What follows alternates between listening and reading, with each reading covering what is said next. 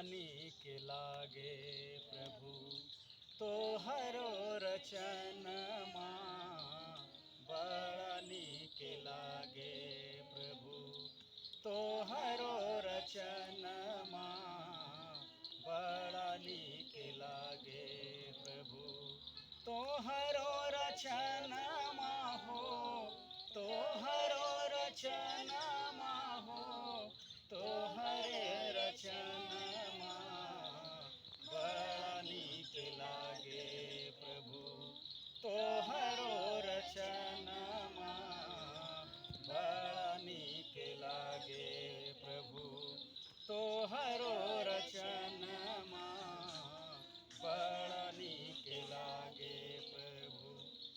जंगल पहाड़ सब अद्भुत बनावला, रंग बिरंग के फूल ओकरा में सजावला।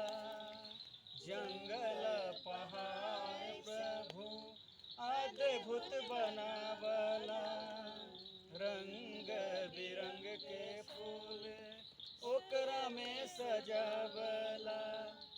नदी नाला करे तोरे, नदी नाला करे तोरे गुण के बखानमा, बड़ा नीक लागे प्रभु तोहरो रचनमा, बड़ा नीक लागे प्रभु तोहरो रचनमा, बड़ा नीक लागे प्रभु।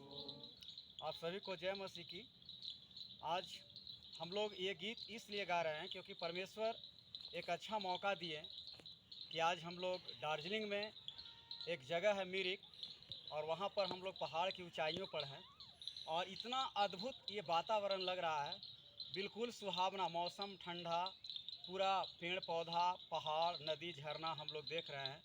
और यह देखकर यह एहसास हो रहा है कि परमेश्वर ने हम सभी के लिए कितना सुंदर सुंदर चीज़ों को बनाए हैं।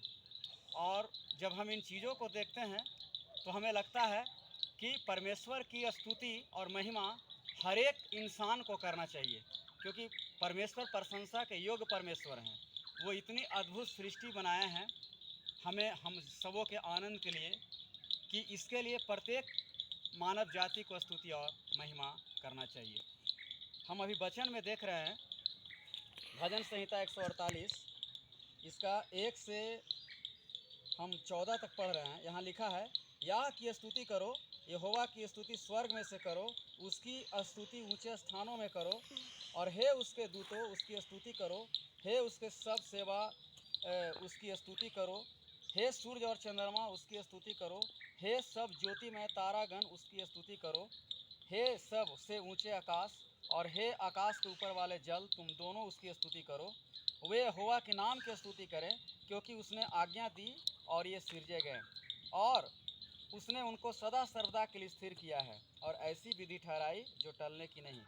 पृथ्वी में से यहोवा की स्तुति करो, हे मगरमच्छों और गहरे सागर, हे अग्नि और ओलो, हे हिम और कुहरे, हे उसके वचन मानने वाले प्रचंड बयार, हे पहाड़ों और सब टीलों, हे फलदायी वृक्षों और सब देवदारों, हे वन पशु और सब घरेलू पशुओं, हे रेंगने वाले जंतु और हे पक्षियों, हे पृथ्वी का राजाओं और राज्य राज्य के सब लोगों, हे हाकिमों और पृथ्वी के सब न्यायियों, हे जवानों और कुमारियों, हे पुरनियों और बालकों, यहोवा के नाम की स्तुति करो, क्योंकि केवल उसी का नाम भक्तों के लिए अर्थात इसराइलियों के लिए और उसके समीप रहने वाली प्रजा के लिए स्तुति करने का विषय है। यह की स्तुति करो।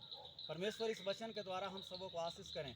यहाँ पर हर एक बातों में लिखा है परमेश्वर के नाम को स्तुति करो, क्योंकि परमेश्वर अद्भुत परमेश्वर हैं और उनके बनाए हुए सृष्टि भी बहुत अद्भुत है।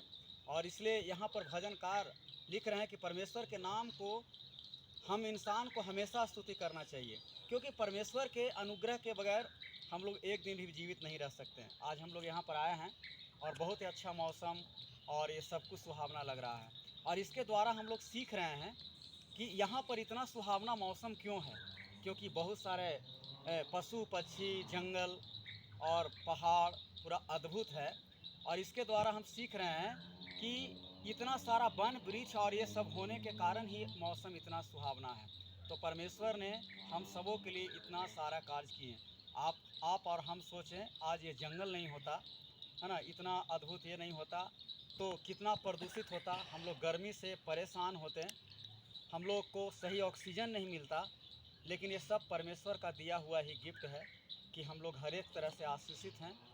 और परमेश्वर ने वचन में बोला कि अद्भुत तारे और अनगिनत तारे है ना, सबको बोला गया, हे वन के पशु पक्षी सब उसके नाम को स्तुति करो, हे पहाड़ों और टीलों, क्योंकि परमेश्वर हैं ही इतना महान कि हम सबको स्तुति करने की आवश्यकता है।